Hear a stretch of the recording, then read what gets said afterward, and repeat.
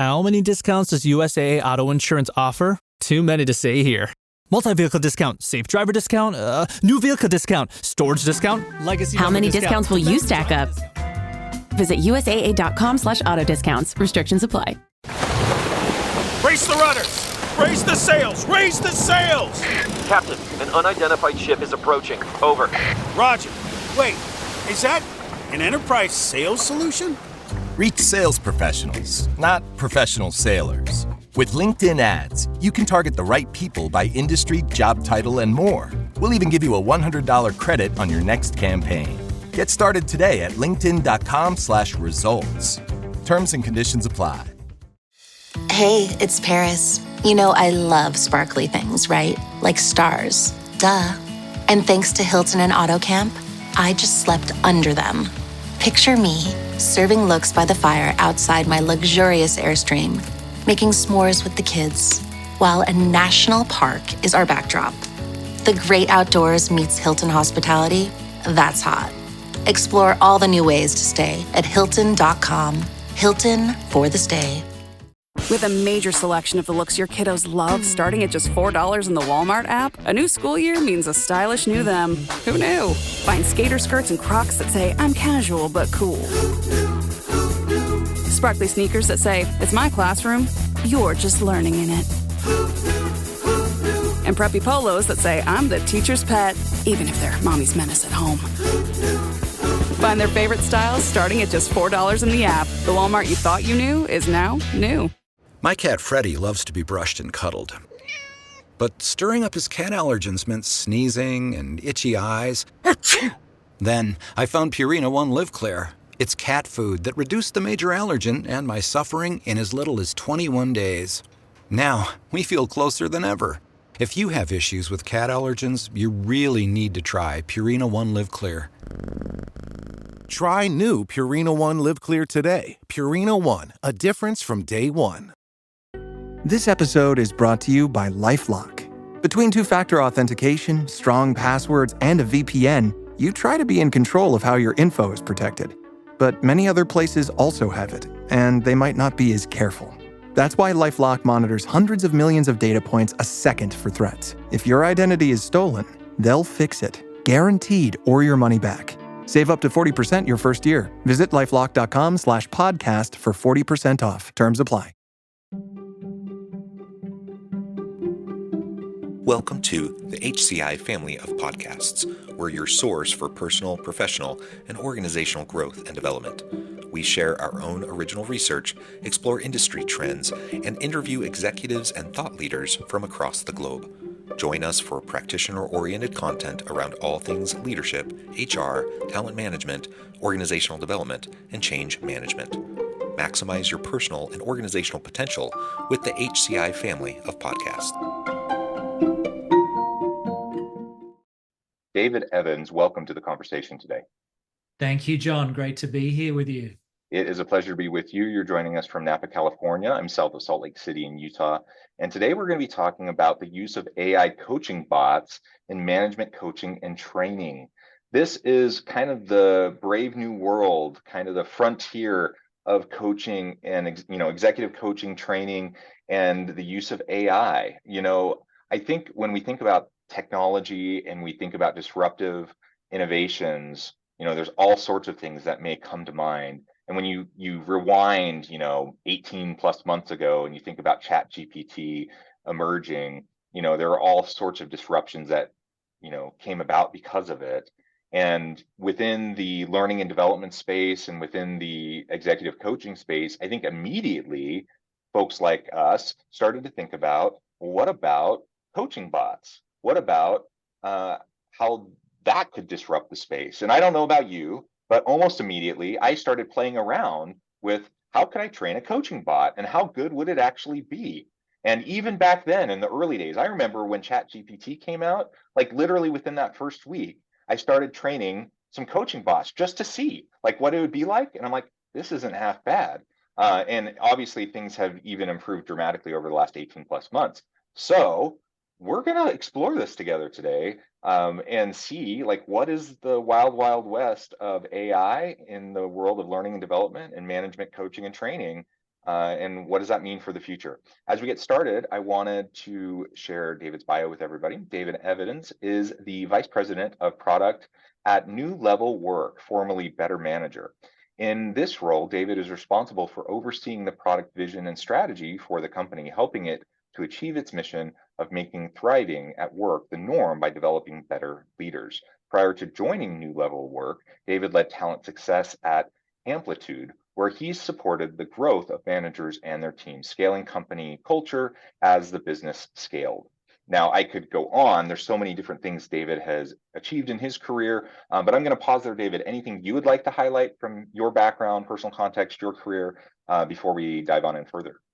I mean, pertinent to this conversation, I led a music technology company back in the early mid 2000s, and that was a very early application of the sorts of technologies that underlie LLMs today. So we were using neural nets and other machine learning techniques to analyze and judge musical performances. And after doing that, because of the black box nature and hallucinations of these sorts of technologies that we're all starting to become very familiar with today, I sort of always swore that I would never work with AI again. I put it in the bucket of children and animals.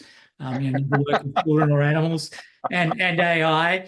And so really, what you said about GPT shifted my mindset again. Like is very clear that this was now a truly transformational and useful technology on such a broad number of applications. So here I am at New Level Work, diving back into the deep waters of artificial intelligence and trying to make work better or a space better using AI.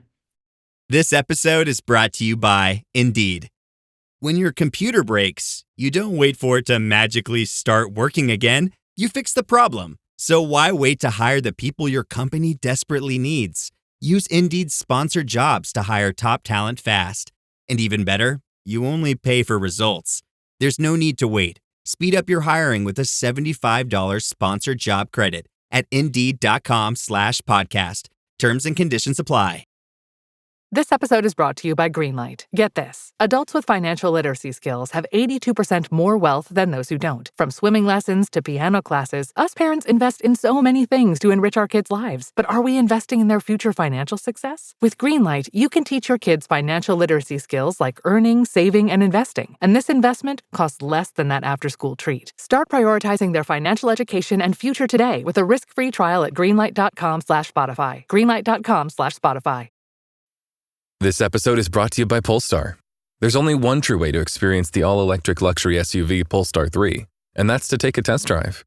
It can go from 0 to 60 in as little as 4.8 seconds with the dynamic handling of a sports car. But to truly understand how it commands the road, you need to be behind the wheel. Up to 350 miles of range, the 3D surround sound system by Bowers & Wilkins. It's all something you have to experience to believe. So book your test drive for Polestar 3 today at polestar.com. If you went on a road trip and you didn't stop for a Big Mac or drop a crispy fry between the car seats or use your McDonald's bag as a placemat, then that wasn't a road trip. It was just a really long drive. Ba-da-ba-ba-ba. At participating McDonald's. Hey, business owners, we know you know the importance of maximizing every dollar. With the Delta SkyMiles Reserve Business American Express card, you can make your expenses work just as hard as you. From afternoon coffee runs to stocking office supplies and even team dinners, you can earn miles on all your business expenses. Plus, you can earn 110,000 bonus miles for a limited time through July 16th. The Delta SkyMiles Reserve Business Card. If you travel, you know. Minimum spending requirements and terms apply. Offer ends 7/16/25. Yeah, interesting. So I'm curious, what were some of those early days? Now, let me actually step back for a moment. Like you said, large language models, AI, deep machine learning, these things weren't new 18 plus months ago, right? These have been in development for decades.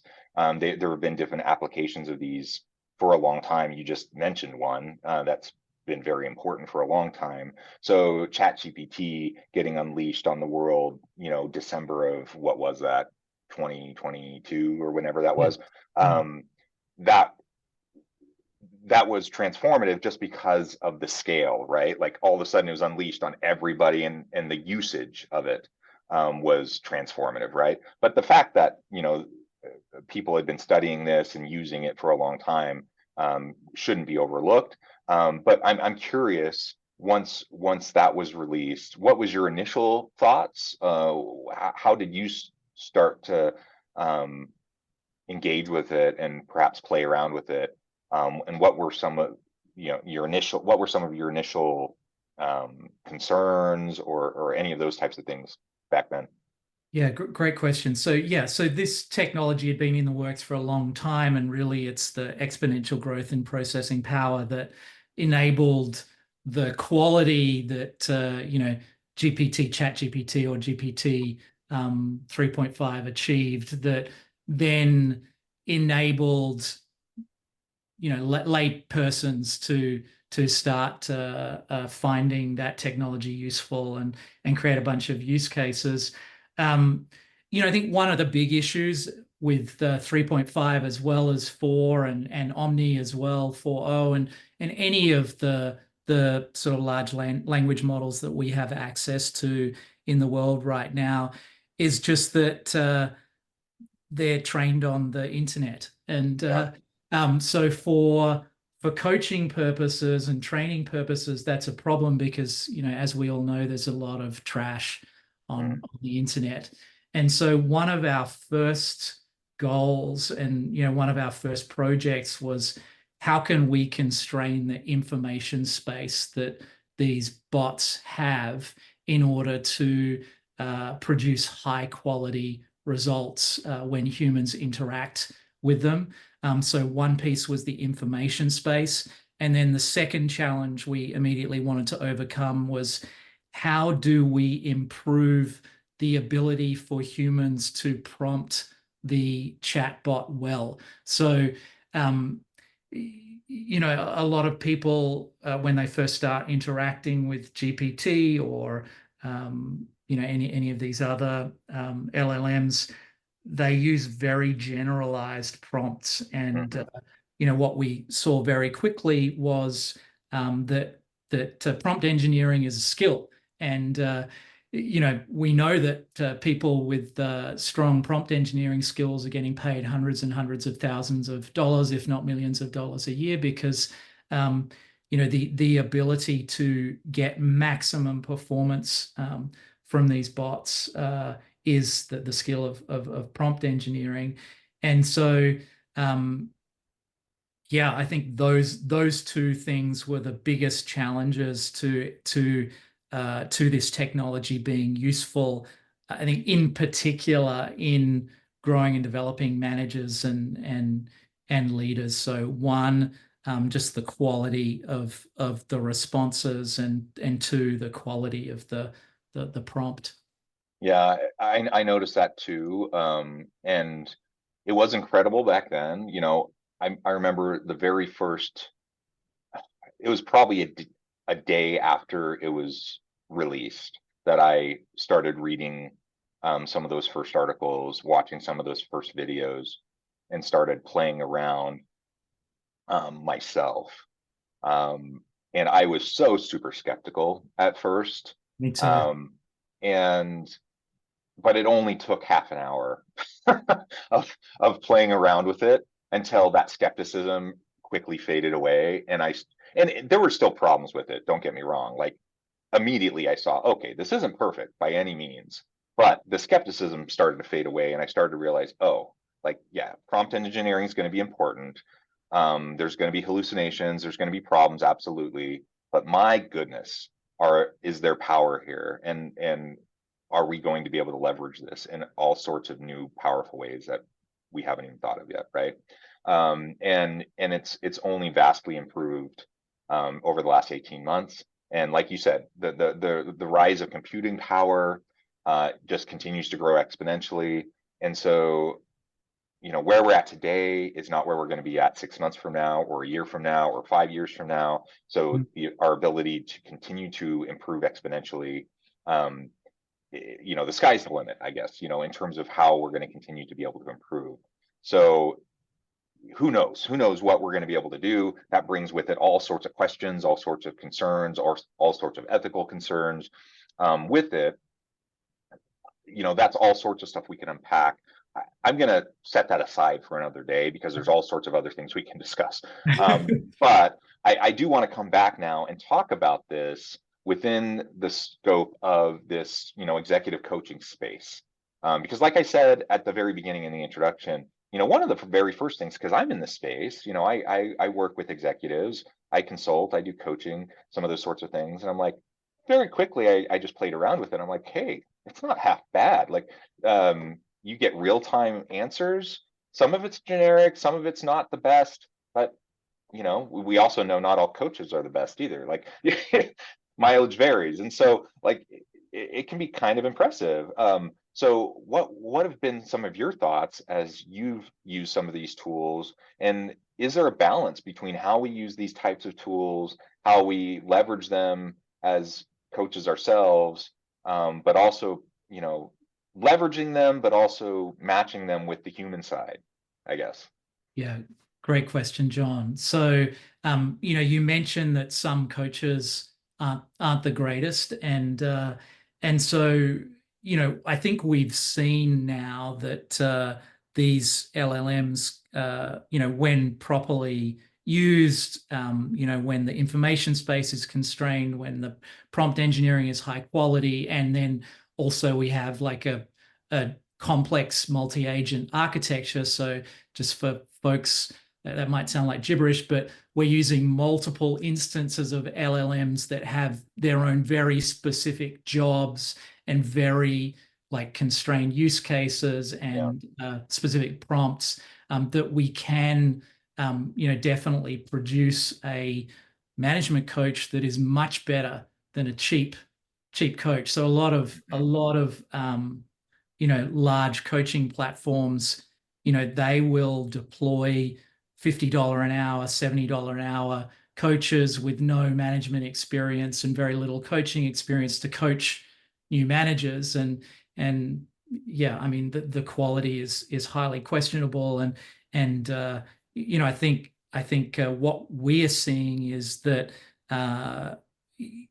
it's easy to, once you constrain the information space of the LLM, to have it teach the skills that we know that new managers need. So, the transition from being an individual contributor to being a manager for the first time is a lot about skills acquisition. And, if you're deploying a cheap coach versus a complex architecture of LLMs, the complex architecture of LLMs actually knows a lot more about those management skills than the cheap coach does. So I mean, one of the things that I'm seeing is that that's going to go away. So there is not going to be a role for a coach without any real world leadership experience, management experience, and without any real coaching experience, coaching new managers. I think that's going to go away very quickly. I think, by the end of this year, large enterprises are going to be deploying AI in place of those cheap coaches in that role. I think we'll still see, sort of life coaches supplementing the AI. So the AI will be more focused on teaching the skills. Those managers still need support from a human. So, we all want to be held, we all want to be, have space held for us. And that's a very, that's a big leap. That's a big shift in someone's life to go from being an individual contributor to a frontline manager. And so in terms of emotional well-being, we'll still definitely see the deployment of real human coaches, and to that particular cohort of managers. But I think we'll see LLMs doing a much better job there. And I know the second part of your question how does this support us as human coaches? So we're seeing our technology in-house and then some of our competitors starting to really leverage this technology to augment human coaches where there's a lot of unstructured data.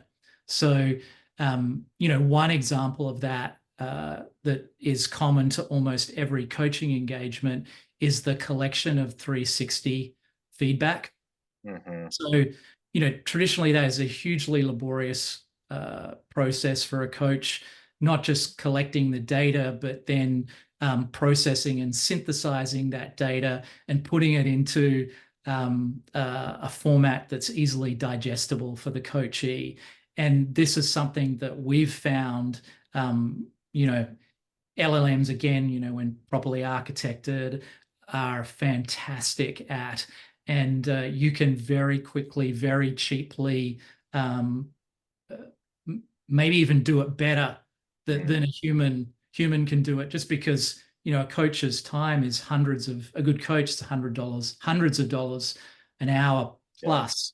So and you can do it for a dollar, just as well, if not better, with LLM. So that's one place, and there are a ton of other similar applications around unstructured data, and we can dive into those as well. So, but then also, I think another really big place to look, and for I think listeners to look, is accountability structures. So, as coaches, we tend to see our clients every other week at the most, a couple of times a month, and what we're finding is that leveraging LLMs as accountability structures in between sessions, it's just a really powerful augmentation of the human coach that supports acceleration of development of the coachee and higher goal achievement. Yeah, let's talk about that for just a little bit, because I do think that is a very powerful thing. I do think humans want to interact with humans, especially in coaching relationships. I don't think that's going away. So I do think there's still going to be a desire to have that, whatever the frequency is, to actually have a human on the other side, whether that's in person or over Zoom or whatever, right? But for more frequent check-ins, for those accountability elements, or for just the frequent questions or whatever, for those little check-in points, I think having the bots there is going to be super powerful. And even before AI, even before the chat bots, I know there were companies that had technology to help with some of that accountability piece. I think this is just going to be able to make that more personalized, more powerful. Can you speak a little bit more to that? For sure. So, accountability can be thought of in a number of ways. And I think generally when we hear accountability, we think of like checking in on someone. Did they do what they say they were going to do? But as coaches, of course, we know that accountability is all about deepening the learning.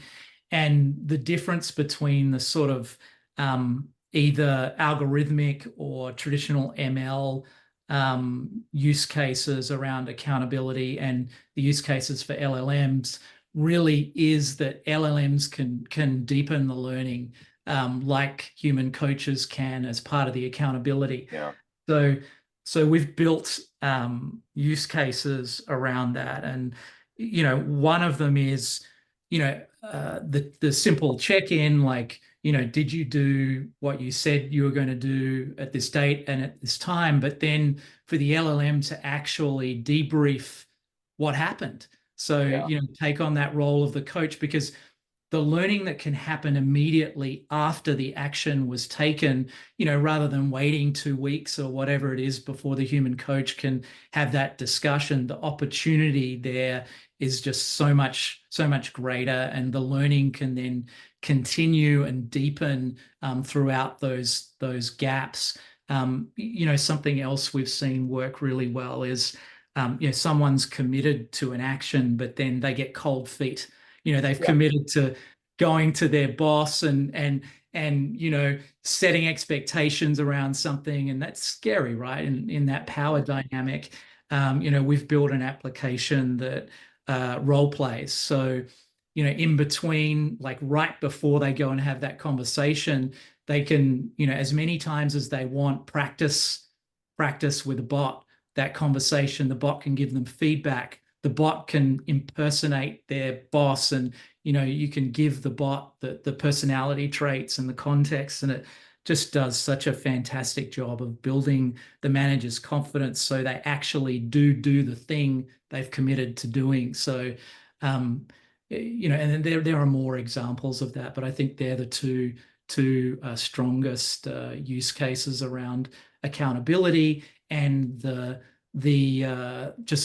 much deeper version of accountability that we can leverage LLMs for, as opposed to algorithmic or quote traditional ML technologies. Yeah, I love it. I really do think there's so many, potential positive applications where we can utilize these tools to supplement what we're doing. So I'm definitely not one, to run around Chicken Little, like, the sky is falling, doomsday, let's, freak out. I just don't think so. I think we look at these tools as opportunities. We figure out how to leverage them to help our clients, to help those around us, to help us. I think we can be better coaches. I think we can better serve our clients as we utilize these tools and other tools. And I think it behooves us to stay on top of these technologies, to try them out, to test them out. All of that is going to help us be better at what we do, and that excites me. I think, and I hope that excites everyone in the audience, because it means that even if we've become skilled practitioners, even if we feel like we're not only skilled and have the competencies and capabilities, but we're like artists in this practice, that there's still more for us to learn, and there's still more for us to learn and grow into. And I don't know about you, but that's something, I don't want to ever become stagnant. I want to always be pushing and stretching myself, just like I want to be stretching, helping those that I work with stretching themselves as well. I love that framing, John. And I think a lot of coaches out there will love that framing too.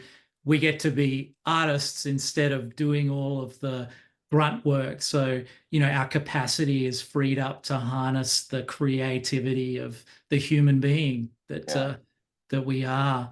And just for the kind of learning leaders out there and HR leaders out there, the same for you. Like, these LLMs can be used to harness these large unstructured data sets that you have in your organization, all of your performance data, your TA data, et cetera, like all of those interview notes that people have created about new leaders to identify strengths and gaps of that population, to continually update those strengths and gaps based on data that's moving in your organization that previously was not completely unusable, but not so useful. So it can free you up to be more creative as a learning leader, and then also help you to frame that data better when you're speaking to your CFO, your CEO, to the board.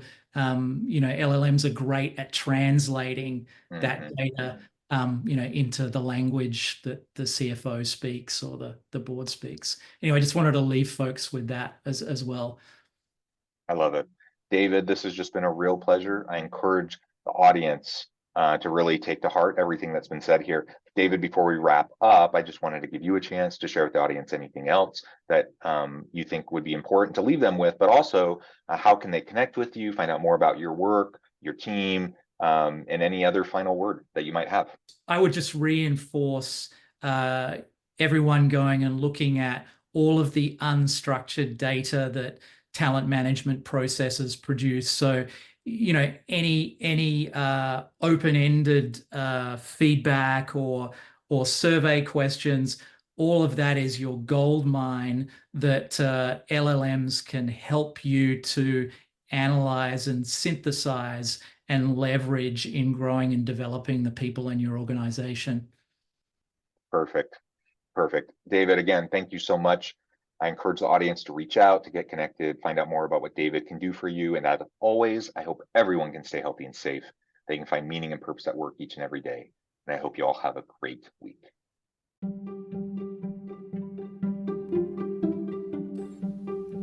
Thanks for joining us for this episode of the podcast. We hope you stay healthy and safe, and please join us again soon.